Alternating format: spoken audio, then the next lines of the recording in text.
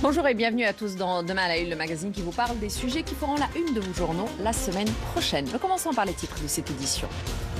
Le nouveau président américain Donald Trump reçoit la semaine prochaine le Premier ministre israélien Benjamin Netanyahou. La Maison-Blanche, après un long silence sur le sujet des colonisations, a estimé cette semaine que la construction de nouveaux logements pourrait ne pas aider à résoudre le conflit israélo-palestinien. Une réunion de l'OTAN est prévue entre les ministres de la Défense des pays membres à Bruxelles le 16 février. Ça sera donc la semaine prochaine. Le nouveau ministre de la Défense américain sera présent pour défendre le point de vue de l'administration Trump, qui estime que l'organisation atlantique est obsolète et doit être réformée.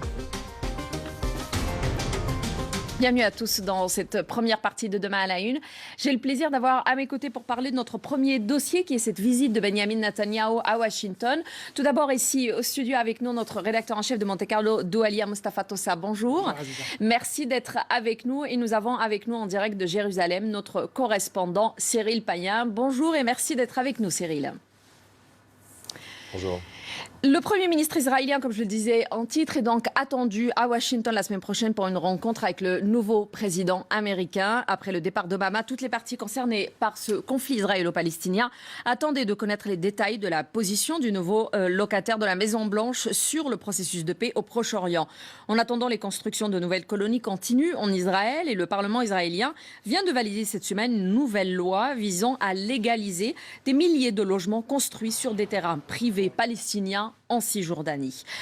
Tout d'abord, je commence avec vous, Cyril. Qu'est-ce qu'on connaît aujourd'hui du point de vue de Donald Trump sur le conflit israélo-palestinien? En tout cas, comment est-ce que son point de vue est vu depuis Israël?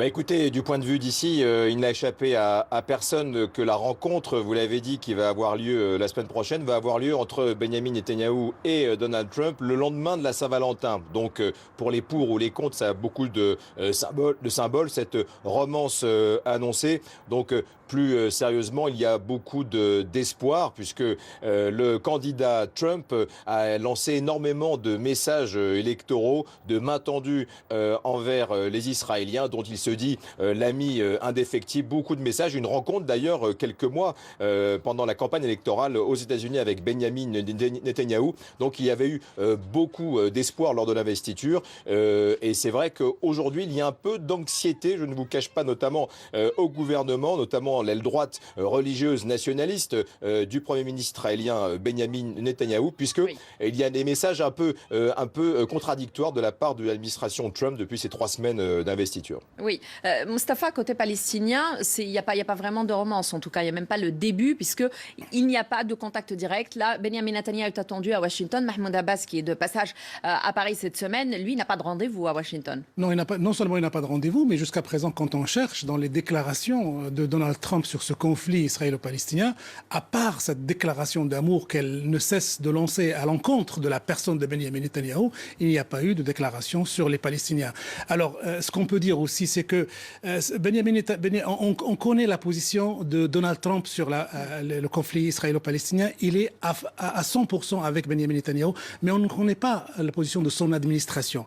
Alors, ce sentiment de contradiction, de messages contradictoires qui nous viennent de la Maison-Blanche, ce sont ces messages entre les positions électoralistes de Donald Trump et la réalité diplomatique et politique découverte par son administration, notamment Alex Tillerson, le patron des affaires étrangères, notamment l'ensemble des diplomates qui essaient de lui inculquer une réalité politique avec laquelle il va falloir composer, même si demain il va rencontrer Benjamin Netanyahou. Cyril, il y a bien évidemment le dossier de la colonisation qui est très important, qui aujourd'hui est un dossier brûlant un peu dans la région, mais qui surtout va se poser à l'ordre du jour de cette réunion. La nouvelle administration américaine avait laissé faire depuis l'investiture de Donald Trump les Israéliens. Il y a eu plusieurs ordres pour des constructions, etc. Et finalement, au bout de 2 semaines, c'est un peu réveillé, entre guillemets, pour en parler et dire juste que cela pouvait éventuellement ne pas aider pour la résolution du conflit. Comment est-ce que c'est vu côté israélien ? eh bien encore une fois, ça montre un peu ça donne un sentiment un peu d'anxiété, parce que c'est vrai que le gouvernement israélien, mené par son Premier ministre, a été extrêmement vite. Moins de 24 heures après l'investiture de Donald Trump, il annonçait ici à Jérusalem-Est de nouveaux logements, et cela a été presque tous les 3-4 jours de nouvelles annonces pour arriver à des milliers de logements d'annexion à marche forcée, donc un processus de colonisation qui n'avait jamais été aussi massif, aussi rapide de ces dernières années, puisque c'est vrai que c'est un secret de polichinelle, les relations entre Benjamin Netanyahou et le prédécesseur de Donald Trump, Barack Obama, étaient même à titre personnel, simplement à titre personnel, totalement exécrable. Donc il est certain que l'administration Trump a voulu mettre une holà, un coup de frein à ce processus de colonisation à marche forcée dans laquelle s'était lancé le gouvernement Netanyahou. Oui, un mot là-dessus. Oui, mais elle l'a fait à voix très basse et très douce, puisque d'habitude, les autres administrations républicaines et démocrates avaient la tradition de dire que c'est un obstacle à la paix, que la colonisation était un obstacle de la paix. Alors lui, il a dit cela pourrait ne pas aider à résoudre le conflit israélo-palestinien. Ça pourrait être compris pour un euphémisme de la part de l'administration de Donald Trump, juste un petit message à la veille de la visite de Netanyahou, mais surtout que les observateurs attribuent aux effets un petit peu de la dernière et récente visite du roi Abdallah et sa rencontre avec les diplomates de la Maison-Blanche. Peut-être que c'est ça qui a poussé Donald Trump à relativiser un petit peu son soutien aveugle à l'administration Netanyahou. Alors, en attendant, la Knesset, donc le Parlement israélien, a adopté, lui, lundi, une nouvelle loi pour légaliser les logements construits sur des terrains privés palestiniens, ce qui défie jusqu'aux résolutions de l'ONU, d'ailleurs, puisque rappelons que la résolution 2334 du Conseil de sécurité des Nations Unies estime que la colonisation sous toutes ses formes est totalement illégale au regard du droit international. Qu'est-ce qui s'est passé à la Knesset, puisque c'était quand même très très partagé. Je pense que c'était plutôt de l'ordre de 60 contre 52. Benjamin Netanyahou est poussé par son extrême droite. Oui, certainement, Cyril, pardon. Absolument. Il doit faire des concessions à son aile droite. C'est comme ça qu'il a l'équilibre de sa coalition. C'est aussi pour ça qu'il reste certainement en survie politique, bien qu'il en ait vu d'autres. Mais il doit faire des concessions à son aile droite nationaliste et religieuse, qui n'a de cesse de lui demander toujours un peu plus sur cette question, évidemment, de l'annexion, de colonisation, mais également la première qui le pousse à demander, à exiger que Donald Trump, quand il va le rencontrer, va exaucer ses vœux, va donner un message clair après ses messages électoraux. Et parmi cela, il y a notamment ce blanc-seing sur la colonisation, il y a l'abandon de la notion toute simple de deux États, donc de la création d'un État palestinien, et de rappeler, on n'en a pas parlé, mais un sujet très très important qui est le transfert éminemment explosif et symbolique de l'ambassade américaine depuis Tel Aviv, où sont l'ensemble des chancelleries, vers ici, Jérusalem. Et je finis par dire que l'un des principaux conseillers pour le Proche-Orient de Donald Trump, à savoir le nouvel ambassadeur David Friedman, ainsi que son gendre en personne, sont très impliqués dans les implantations, et ceux-là vont être certainement finalement nommés dans les prochains jours et seront vraiment aux affaires pour cette question. Oui, alors justement un mot là-dessus, puisque ce dossier qui était une déclaration au début, mais qui inquiète énormément les Palestiniens qui étaient de passage à Paris cette semaine, c'est effectivement ce transfert possible de l'ambassade américaine vers Jérusalem, ce qui serait depuis Tel Aviv, donc vers Jérusalem, ce qui serait un pas qui est symbolique certes, mais très très important. Non, très important parce que c'est une promesse électorale de Donald Trump, et la droite israélienne est en train de pousser, et c'est tout l'enjeu de la visite de Benjamin Netanyahou la semaine prochaine et sa rencontre avec Trump, de le pousser à réaliser, à concrétiser ce rêve, parce que ce rêve mine à jamais la solution des deux États.